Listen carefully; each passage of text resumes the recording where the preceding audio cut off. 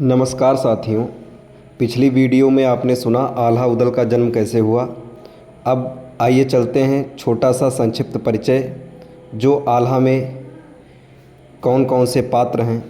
आल्हा खंड की कथा में जिन जिन का नाम तथा वर्णन आएगा, उन पात्रों का संक्षिप्त परिचय देने से पाठकों को सरलता से कहानी समझ में आती रहेगी। अभी तक ये बताया गया कि आल्हा उदल जसराज के पुत्र थे।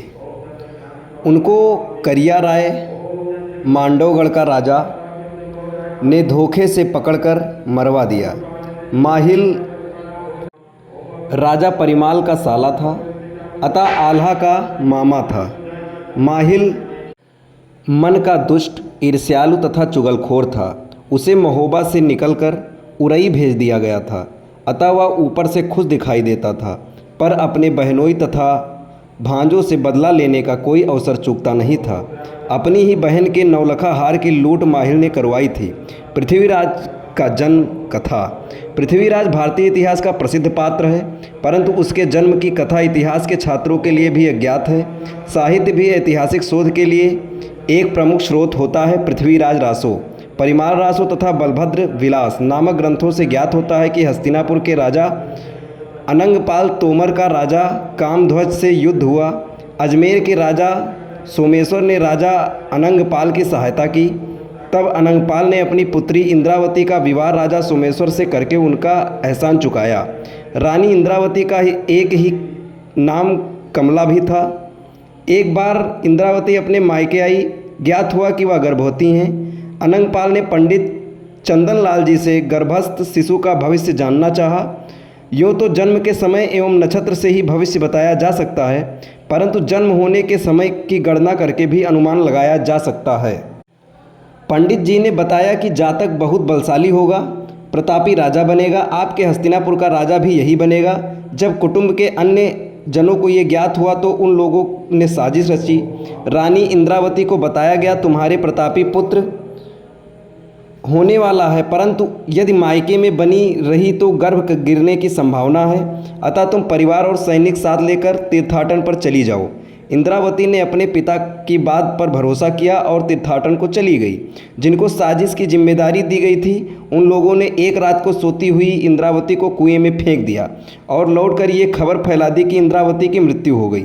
इंद्रावती की जब नींद खुली और वह चीखी चिल्लाई, तब वन में रहने वाले एक साधु ने उसे कुएं से बाहर निकाला। इंद्रावती ने अपने पिता अनंगपाल तथा पति सोमेश्वर का परिचय दिया। योगी अश्वत्थामा ने रानी को पतिगृह या पितृगृह जाने की इच्छा पूछी तो इंद्रावती ने कहा, महाराज, आपने मुझे जीवन दिया है, अब आप ही मेरी रक्षा करें, मैं कहीं और नहीं जाना चाहती। योगी सन्यासी तो स्वभाव से ही परोपकारी होते हैं। इंद्रावती की प्रार्थना स्वीकृति हुई। पृथ्वीराज का जन्म संवत 1132 में वन में ही हुआ। अश्वत्थामा सन्यासी ने ही पृथ्वीराज का नामकरण तथा पालन पोषण किया।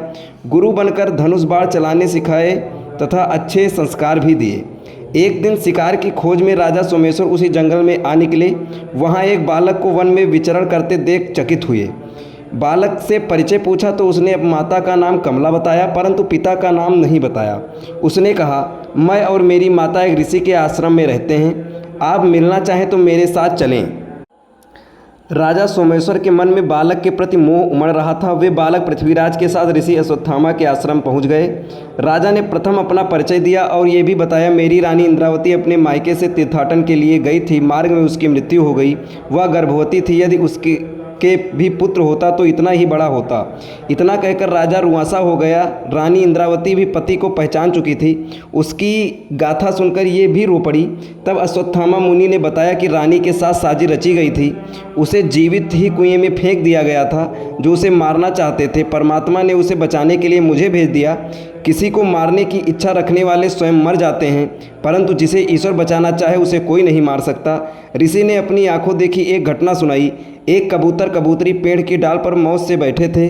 तभी एक शिकारी की निगाह उन पर पड़ी। उसने अपने धनुष बाण उठाए हुआ निशाना साधने वाला था। तभी ऊपर से एक बाज उन्हें झपटने के लिए मंडराने लगा। बाज कबूतरों को अपना भोजन बनाना चाहता था। कबूतरों ने सोचा, अब तो ईश्वर ही बचा सकता है, यहाँ से उड़े तो बाज झपट्टा मारेगा। इधर कुआं उधर खाई, बचने की राह नहीं दिखाई देती। तभी पेड़ की जड़ से सर्प निकला और शिकारी को डस लिया। शिकारी का निशाना हिला और बाण बाज को जाकर लगा। बाज धरती पर आ गिरा।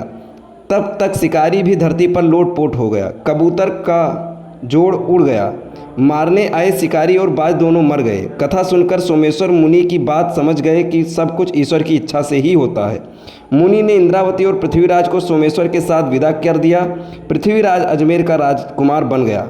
इससे आगे की कथा आप अगले वीडियो में सुनेंगे। धन्यवाद।